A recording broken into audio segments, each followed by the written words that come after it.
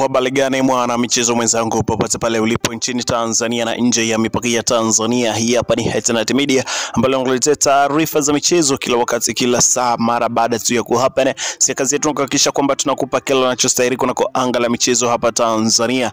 Bana, moja kati ya taarifa kubwa ambayo leo tumekuletea hapa ni kuhusiana na shirikisho la soka duniani FIFA kuwa na mashaka na ligi ya Tanzania NBC Premier League. Tayari wameshakwisha kutuma mawakili katika kuchunguza moja kati ya skendo kubwa ambayo imetokea katika ligi kuu ya Tanzania bara.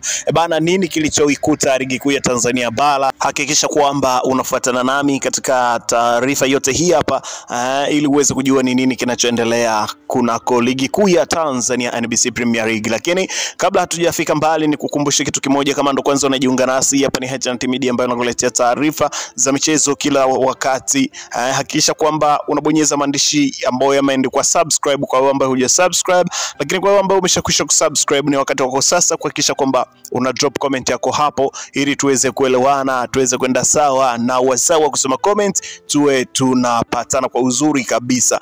Bana, moja kati ya taarifa ambayo kwa sasa inaendelea kuzunguka sana kuna kwa mitandao ya kijamii, hasa ikilenga shirikisho la soka duniani FIFA kuwa na wasiwasi na ligi ya Tanzania NBC Premier League.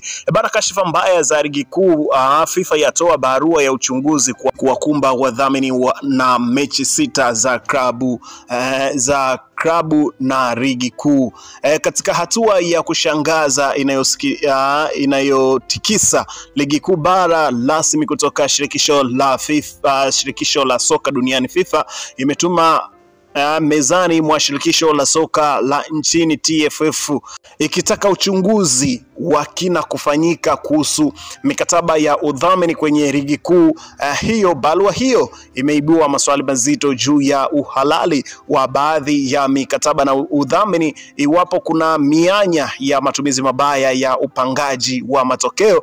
Mbali na suala la udhamini, FIFA pia imeelekeza macho yake kwenye mechi 6 ambazo zinaashiria uwezekano wa upangwaji wa matokeo dhidi ya klabu 2 kubwa hapa katika ligi kuu na hapa Tanzania zinazoshiriki ligi kuu Tanzania bara NBC Premier League.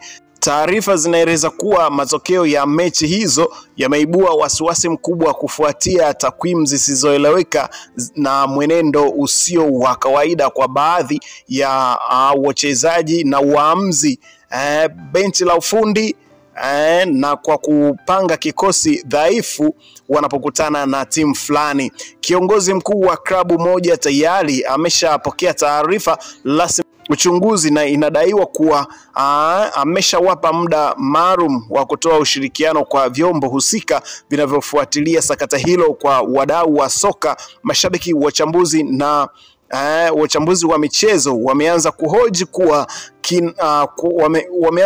kwa kina mustakabali wa ligi kuu, wakitaka ukweli uwekwe wazi juu ya sakata hili. Bana, sakata hili ni kama limefichwa fulani hivi, lakini sisi wapekenyuaji wa mambo tayari tumeshakwisha kuzipata taarifa hizo, na tayari sisi kama Hetenet Media ni lazima tukupashe taarifa kama hizi ambazo huwezi kuzipata kwingine kote, ni hapa hapa. Unaambiwa kwamba issue hii imekuwa ni asili sana kutokana na kwamba kumekuwepo na wasiwasi juu ya mwenendo wa ligi kuu, na baadhi ya mechi ambazo zimekuwa zikichezwa zimekuwa tolewa kasoro mechi hadi mechi. Baadhi ya mechi na baadhi ya waamuzi ambao wameamua mechi 6 ambazo zimekuwa na wasiwasi mpaka FIFA kuamua kutuma barua na kuleta wachunguzi ambao watakuja kuchunguza juu ya swala hilo ambalo mpaka sasa linaendelea kutrend sana huko katika mitandao ya kijamii. Lakini issue nyingine ambayo imeainishwa katika barua hiyo ni kuhusiana na udhamini. Kumekuwepo kwa taarifa zikienea sana katika mitandao ya kijamii hivi karibuni kwamba mkurugenzi wa uwekezaji wa klabu ya Simba Sports Club Mo Dewji kwamba katika msimu ujao atadhamini klabu 10 za ligi kuu. Ina maana katika klabu 16 ambazo zinashiriki ligi kuu, basi unaambiwa Mo Dewji atadhamini vilabu 10 na kubakisha vilabu 6 tu ambavyo hataweza dhamini ukiachana na Simba basi ukiongeza na Simba hapo basi itakuwa ni vilabu 11. Ina maana vilabu vitano ambavyo havitakuwa na udhamini wa Mo Dewji. Hali hii imeleta sintofahamu sana na watu wamekuwa wakizungumza tofauti kuhusiana na issue hii. Watu wengi wamekuwa wakilaani kitendo hicho kwa sababu kinadhoofisha afya ya soka letu la Tanzania.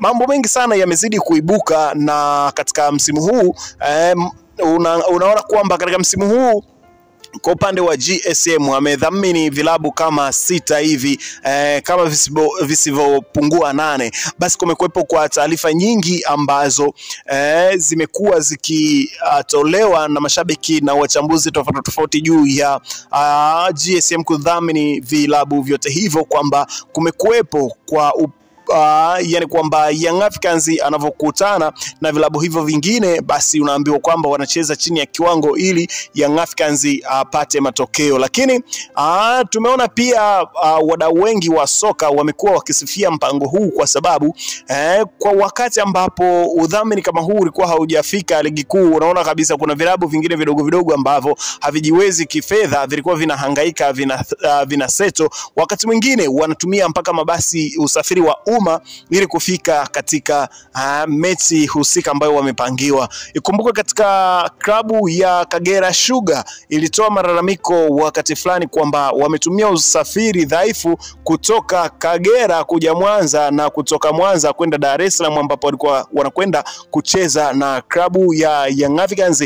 Walitumia siku 2.5 katika safari ya kutoka Mwanza kwenda Dar es Salaam katika mchezo huo. Kwa hiyo malalamiko yote hayo yamesikiwa na watu wameanza kutoa udhamini katika timu hizi ili kuwapa motisha, pia kuwafanyia wainuke kiuchumi na mipango yao iweze kwenda pasina shida kabisa. Lakini kwa sasa Mo Dewji amekuja na lingine. Yeye anasema anadhamini vilabu 10 katika ligi kuu ya Tanzania, NBC Premier League. Hiyo ni kwa sababu ya kutangaza vinywaji vyake na biashara zake, lakini pia kwa ajili ya kuziboosti timu hizi ili ziweze kujipata kivipato, lakini pia katika masuala mengine ya uendeshaji wa klabu. Sasa FIFA wameliona hili na wameamua kulichangamkia kabla halijafika katika hatua mbaya zaidi. Wao wameamua kulichangamkia na kuhakikisha kwamba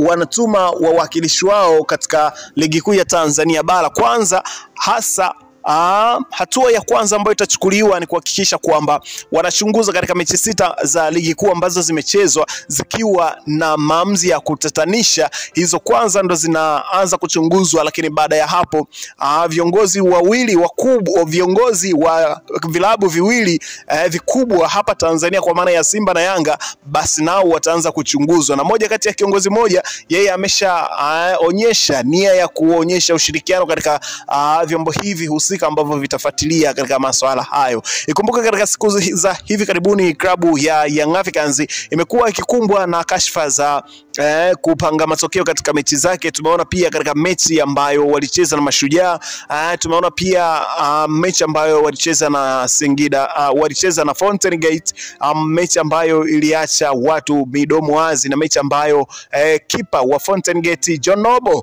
tayari kashafukuzwa katika klabu hiyo. Alisimamishwa, lakini yeye akaamua kujifukuzisha. Alivyosimamishwa kwa muda usiojulikana, yeye akaondoka zake kwenda Nigeria kwao kwa mapumziko ya hizo siku mpaka pale atakapohitajika tena katika klabu ya Fountain Gate. Kwa taarifa hizo na kwa nukta hiyo, basi unaona kabisa kwamba kumekuwepo na wasiwasi mkubwa katika hivyo vipengele vya upangwaji matokeo, lakini pia vipengele vya udhamini. Unakuta mtu mmoja anadhamini vilabu kadhaa katika ligi kuu Tanzania, wakati kuna klabu moja kubwa ambayo anaidhamini, lakini pia anadhamini na vilabu vingine. Hasa hiyo imeleta mashaka kwa FIFA na kuamua kuja kufanya uchunguzi juu ya mikataba hiyo ambayo wameifanya, lakini juu ya waamuzi pia ambao waliamua mechi 6 ambazo zimekuwa na mashaka na zimeleta sintofahamu kuhusu kuhusiana na maamuzi yao yaliyotamatika. Mechi ambayo inapewa kipaumbele kwamba ni mechi ambayo maamuzi yake yamekuwa ya kutatanisha ni ile mechi ya Simba Sports Club wakikutana na Mashujaa katika uwanja wa KMC Complex, mechi ikiisha kwa Simba kushinda bao 2 dhidi ya Mashujaa, bao zote za penalty, lakini penalty zikipatikana kwa mchongo, vijana wa mjini wanaita zimepatikana kwa mchongo, lakini pia wakiongezwa dakika za fidia ambazo ni nyingi kuliko muda uliopotea.